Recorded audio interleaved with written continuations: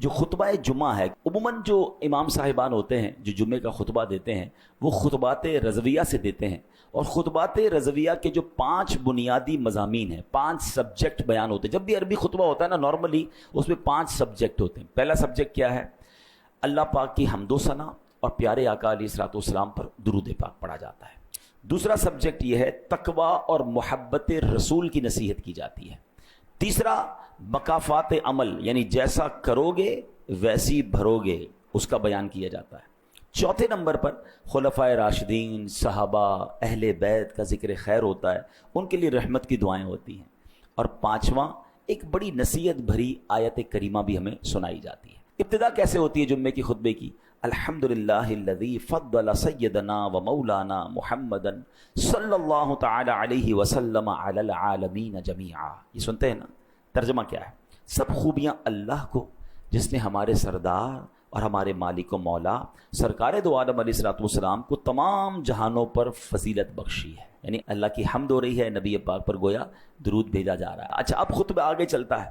خطبے میں کلمہ شہادت آتا ہے، وَأَشْهَدُ أَن لَّا إِلَٰهَ إِلَّا اللَّهُ وَحْدَهُ لَا شَرِيكَ لَهُ وَأَشْهَدُ أَنَّ سَيِّدَنَا وَمَوْلَانَا مُحَمَّدًا عَبْدُهُ وَرَسُولُهُ صلی اللہ تعالی علیہ وآلہ وصحبہ اجمعین۔ اب اس کا ترجمہ کیا ہے؟ میں گواہی دیتا ہوں کہ بے شک اللہ پاک کے سوا کوئی عبادت کے لائق نہیں، وہ اکیلا ہے، اس کا کوئی شریک نہیں، اور میں گواہی دیتا ہوں کہ بے شک ہمارے سردار اور ہمارے آقا محمد صلی اللہ تعالی علیہ وسلم اللہ کے بندے اور اس کے رسول ہیں۔ ان پر، ان کے جملہ آل و اصحاب پر اللہ پاک درود و برکت اور سلام نازل فرمائے۔ اس کے بعد تقویٰ کی نصیحت شروع ہوتی ہے۔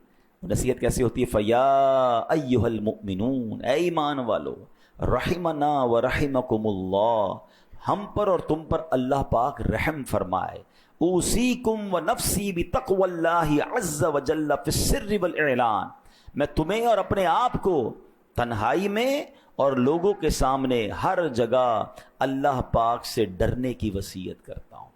تقویٰ کہتے ہیں اس کو ہیں، اکیلے میں بھی اللہ سے ڈرنا، فی السر والاعلان، لوگوں میں بھی اللہ سے ڈرنا ہے اور اکیلے میں بھی اللہ سے ڈرنا ہے۔ اچھا، پھر آگے خطبے میں ہم کیا سنتے ہیں؟ اور مزین کرو اپنے دلوں کو اس نبی پاک علیہ الصلوۃ والسلام کی محبت سے، آپ پر اور آپ علیہ الصلوۃ والسلام کی آل پر افضل درود اور سلام۔ اب یہ مزین، روشن کرنے کی بات ہو رہی ہے کہ اپنے دل کو روشن کیجئے اللہ رسول کی محبت سے، اس حبیب علیہ الصلوۃ والسلام کی محبت سے، کیونکہ آگے خطبے میں ایک جملہ سنتے ہیں جو بڑا امپورٹنٹ ہے، فَإِنَّ الْحُبَّ هُوَ الْإِيمَانُ كُلُّهُ أَلَا لَا إِيمَانَ لِمَن لَا مُحَبَّةَ لَهُ۔ یاد آ رہا ہے؟ یہ جملے سنتے ہیں ہم خطبے میں، مگر معنی آج پتہ چل جائے گا تو انشاءاللہ اور اچھے انداز سے سنیں گے۔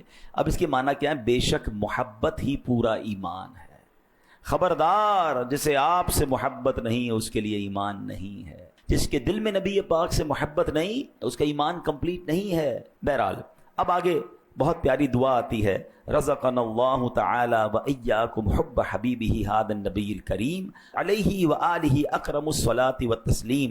اللہ پاک ہمیں اور تمہیں اپنے حبیب نبی کریم علیہ الصلوۃ والسلام کی محبت نصیب فرمائے، ان پر اور ان کی آل پر بزرگ ترین درود و سلام ہو۔ پھر ایک بڑی کمال کی حدیث ہے، البر لا یبلا والذنب لا ینسا والدیان لا یموت اعمل ما شئت کما تدین تدان۔ نیکی پرانی نہیں ہوتی۔ اب اس حدیث کا معنی سنیں، البر لا یبلا، نیکی پرانی نہیں ہوتی، والذنب لا ینسا، گناہ بھلایا نہیں جاتا، والدیان لا یموت، اور جس نے بدلہ لینا ہے، انصاف کرنا ہے، وہ اس کو موت نہیں آنی۔ اللہ کو تو موت نہیں آنی نا۔ فرمایا اعمل ما شئت کما تدین تدان، کر لے جو کرنا ہے، جیسی کرے گا ویسی بھرے گا۔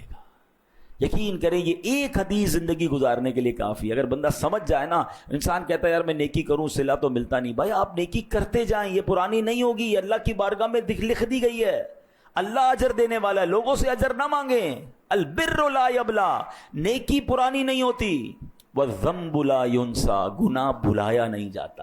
میں اور آپ ہزاروں گناہ کر چکے ہوں گے جو بھول گئے، مگر کہیں لکھا ہوا ہے گناہ کرتے وقت یہ یاد رکھنا کہ آج تو لذت کے لیے کر رہا ہوں، مگر یہ کہیں لکھ دیا جائے گا، بھلایا نہیں جاتا۔ اور پھر جس نے فیصلہ کرنا ہے نا، جس نے ہمارا حساب کتاب کر کے جزا اور سزا کا اعلان فرمانا ہے، اس کو موت نہیں آنی۔ والدیان لا یموت، اور پھر آگے جس طرح کہا گیا نا اعمل ما شئت کما تدین تدان، کر لے جو کرنا ہے مگر جیسی کرے گا ویسی بھرے گا۔ یہ لائف میں جو بھی ہم کر کے جائیں گے نا، قبر میں سمجھ لیں اس کا رزلٹ کارڈ ملنا ہے۔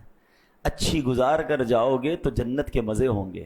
ہیں آج بندہ کہتا ہے مجھے تو کوئی کچھ کہہ ہی نہیں سکتا، میری جو مرضی میں کر رہا ہوں، شراب پی رہا ہوں، بدکاری کر رہا ہوں، جوا کھیل رہا ہوں، حرام کما رہا ہوں، ظلم کر رہا ہوں، زیادتی کر رہا ہوں، میری تو جناب بڑی ٹور ہے، مجھے کون کچھ کہہ سکتا ہے؟ آج کوئی نہیں کہے گا۔